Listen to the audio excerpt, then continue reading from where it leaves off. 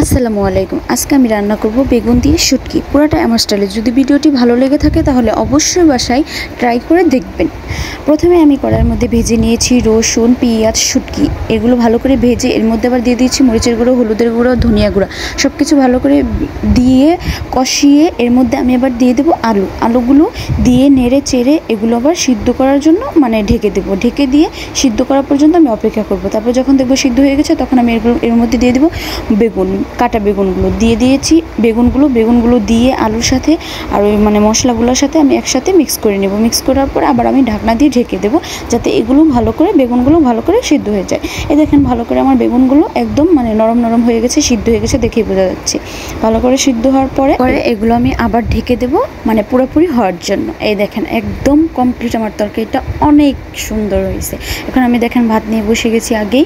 যখন আমি প্রথম নজরটা দিলাম বাইরে কী যে কোনো বলার বাহিরে অনেক মজা হয়েছে, অনেক।